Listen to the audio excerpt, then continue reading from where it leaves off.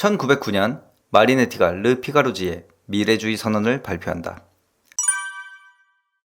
마리네티는 프랑스의 신문인 르 피가로지에 미래주의 창립 선언을 최초로 발표합니다. 선언문의 내용을 말하기 전에 선언문이라는 형식을 먼저 다뤄보겠습니다. 20세기는 이 선언문, 즉 마니페스토가 전쟁을 치룬 시기라고 말해도 과언이 아닌데요. 각종 미학적 사조, 그리고 각종 이념들이 선언문의 형태로 표명되었어요. 다양성을 중시하면서 다름을 용인하고 장려하고 승인하는 오늘날과 달리 이 당시엔 오직 자신들만이 세상에 대한 올바른 시각과 견해라는 듯 다른 주장에 대해 사례적이고 공격적으로 자신들의 주장을 표명했습니다. 이 선언이라는 건 사실 어떤 근거도 없어요. 오직 선언될 뿐입니다. 그 선언은 이전에 없던 상황을 언어를 통해 만들어내려는 점에서 정치적이고 다수의 구성원에게 받아들여진 순간 세계의 공리처럼 기능한다는 점에서 무시무시하게 흥미롭습니다. 이를테면 프랑스 혁명의 인권 선언문을 생각해 볼게요. 만인은 평등하다는 선언이 있기 전까지 인간은 신분제에 종속된 삶을 살았잖아요. 사실 만인이 평등하다는 선언은 거짓이고 밑도 끝도 없는 주장일 뿐입니다. 그렇기 때문에 이 선언은 거짓말이고 이데올로기일 뿐이고 역사적으로 확립된 것이죠. 그렇지만 오늘날은 그 언어의 기초에서 그 선언의 기반에서 세워지고 그 평등이라는 이상을 실현하기 위한 정치적 프로그램들을 계속 추진하고 있죠. 자본주의가 양극화를 필수적으로 부르기 때문에 그에 대항해서 평등한 세계를 만들기 위해 지금도 많은 이들이 투쟁하고 있습니다. 다시 미래주의로 돌아올게요. 미래주의 선언에는 다음과 같은 주장들이 담겨 있습니다. 우리는 이렇게 과격하고 소란스럽고 선동적인 선언을 세계로 내던졌다. 우리는 고고학자, 골동품 수집가들로부터 이 땅을 자유롭게 만들어주기를 원한다. 이 때문에 오늘 미래주의를 창립한다.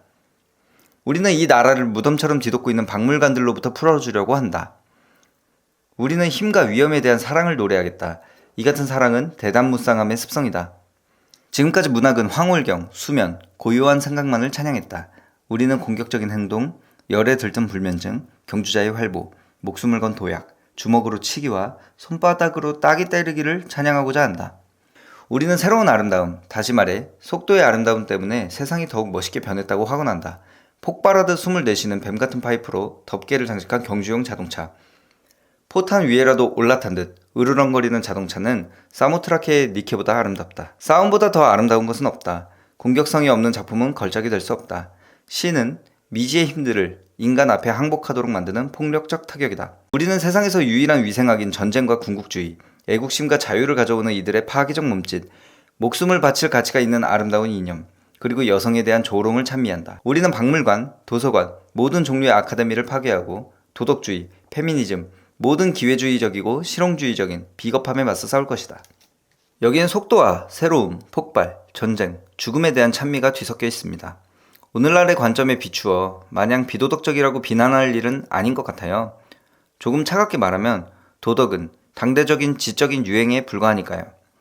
그보다 여기선 세계대전을 앞둔 유럽의 불가해한 기류들과 온갖 사상들의 혼탁함을 엿볼 수 있다고 생각하시면 좋을 것 같습니다.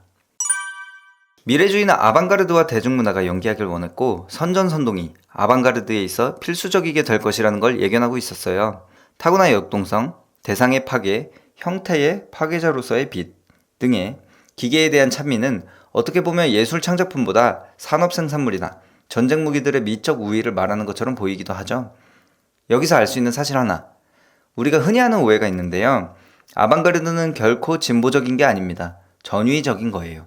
이 전위성은 보수와 진보를 막론합니다. 미래주의가 1차 세계대전 시기 파시즘과 동화되면서 20세기의 첫 아방가르드 운동이 되었다는 사실이 바로 그 증명이에요.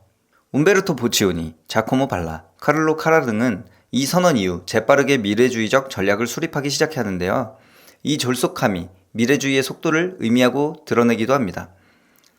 마리네티를 이어 보치오니, 발라, 카라, 루이지 루솔로, 지오 세베리니 등이 미래주의 선언에 합류했고 사진가 안톤 브라갈리아, 음악가 발릴라 프라텔라, 안토니오 산텔리아의 미래주의 건축 선언에 이르기까지 분과를 가리지 않는 입장들이 단숨에 표명됩니다. 이 선언들에서 추출할 수 있는 공통점은 1번 감각의 경계를 붕괴시킨 공감각에 대한 예찬, 2번 사진이나 영화와 같은 재현적 테크놀로지와 회화 사이의 유사성을 발견하려는 시도, 3번 과거에 대한 비난과 발전에 대한 찬양 등을 들 수 있을 것 같습니다. 몇 가지 작품을 들여다볼게요. 발라와 보치아니는 프랑스의 과학자 에티엔 쥘 마레가 고안한 크로노포토그라피를 회화 안에서 번안하면서 오히려 퇴행적인 효과를 드러내는데요. 이는 회화라는 매체가 갖는 정적 속성을 파괴하지 않고 테크놀로지를 모방하려고만 했지 새로운 테크놀로지를 통해 예술을 탐색하려고 하지 않았기 때문이라고 할 수 있습니다. 뒷샹에 계단을 내려오는 누드를 얼핏 연상시키는 발코니를 뛰고 있는 소녀를 보면 끔찍하게 정지된 것처럼 보이거든요. 그렇지만 끈에 묶인 개의 역동성에서는 만화적인 속도감을 엿볼 수가 있어요. 이 그림에서 배경은 한 공간에서 다른 공간으로 넘어갈 때의 흐릿함으로 처리되어 있는데 여기서 배경은 공간이라기보단 속도 그 자체라고 할 수 있겠죠. 또한 보치오니의 공간에서의 연속성의 독특한 형태는 마치 건담을 보는 것 같은데요. 브론즈로 제작된 이 조각의 추상성에선 강인함과 역동성이 느껴지죠. 다시 마리네티로 돌아오겠습니다. 마리네티는 각성의 순간을 경험했다고 해요. 그 순간은 경주용 자동차를 몰다가 차가 전복돼서 진흙탕 도랑에 빠졌을 때라고 합니다. 그 순간 그는 후기 상징주의 미술가이자 미래주의 시인으로 다시 태어났다고 하는데요. 이 전복, 이 파괴에서 미루어 짐작하듯 미래주의적 찬양은 파시즘을 긍정할 수 있게끔 합니다.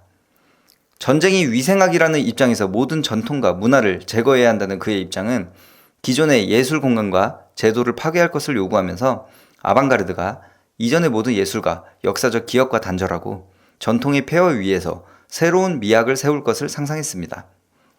그러나 이후에 몇몇 미래주의 예술가가 전쟁에서 사망하고 지노 세베리니가 다시 이탈리아 르네상스로 돌아가면서 고전 회화를 고심하는 등 미래주의는 점차 소진되어 갑니다.